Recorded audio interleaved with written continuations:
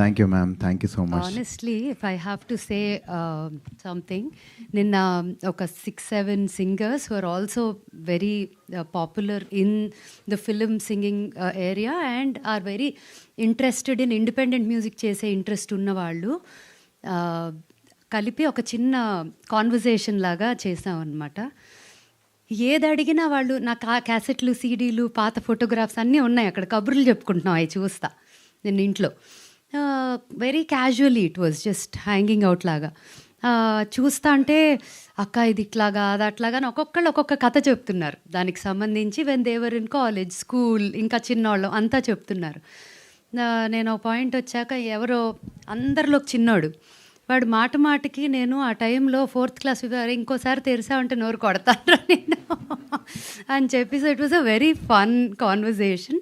But at every point ఏం మాట్లాడినా నేను డాడీ మొదలు పెట్టారు ఒక థాట్, మమ్మీ చేశారు అన్నీ అని చెప్పా. ఎట్లా అయితే పిల్లలకి పేరెంట్స్ ఎప్పుడు అమ్మ అనేది చదువుకి పిల్లల మీద ఇన్వెస్ట్ చేస్తాము, we do all that on their education.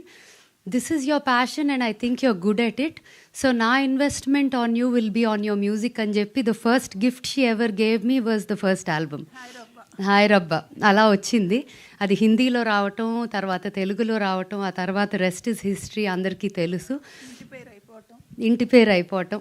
ఇప్పుడు ఇంటి పేరు మార్చుకొని ఓజీ చేద్దామని అనుకున్నాము గట్టిగా. పని అయిందనే అనుకుంటున్నాను. అండ్ నాకు కొన్ని actually today is wonderful moment for me, because నేను స్పెసిఫిక్గా నాకు చిన్నప్పటి నుంచి ఫస్ట్ నుంచి ఉన్న journalist who been in touch, I said, I really want you all to be here because it is special and it is really a comeback and it is a serious comeback. చాలా plan ఉంది. 2026 అంతా ఉట్టి మ్యూజిక్కే ఉండబోతుంది నా లైఫ్లో, and మీరు అందరూ దాంట్లో పాట ఉండాలి అనేదే నా కోరిక అని.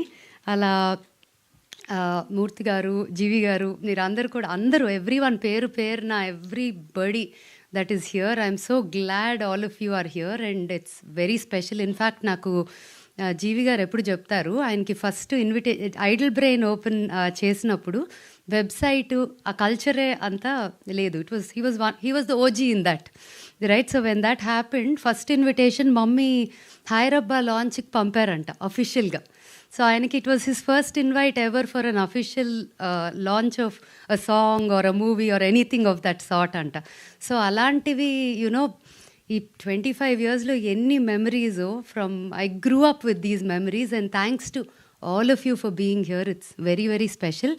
ఇవాళ పొద్దున బిగ్ బాస్ స్టేజ్ మీద నాగార్జున గారు లాంచ్ చేశారు ఈ పాటని.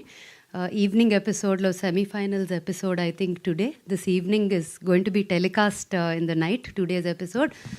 మెయిన్లీ బికాజ్ ఆయన కూడా he was part of my journey in many ways. ఎప్పుడు ఆడపిల్లలు, చదువుకున్న పిల్లలు, ఈవెన్ బిజినెస్ ఫ్యామిలీస్లో ఉన్న వాళ్ళు కూడా ఎంకరేజ్ చేసి ఆడపిల్లలు బయటకు వచ్చి క్రియేటివ్ ఫీల్డ్లోకి ఎంటర్ అవ్వాలి అని ఎంతో చెప్పేవారు. అండ్ ఇన్ఫ్యాక్ట్ ఆ కాన్వర్జేషన్ ఇవాళ స్టేజ్ మీద అయినప్పుడు ఆయన మళ్ళీ అది ఆపి, ఇప్పుడు కూడా మీరు అందరూ, I'm telling all of you girls, none of you are going to sit without doing anything. Pick up what your passion is and take it seriously అని అన్నారు. And he said, this is a standing example of what can happen if you do that అని, which was very very touching and heartwarming. And thanks again. And లేట్గా వచ్చిన వాళ్ళకి వెళ్ళే ముందు మళ్ళీ will play the song. Any questions? Okay. And దేవా ఎందుకున్నారంటే, దేవా is like మా అమ్మకి ఇంకో కొడుకు లాగానే. So is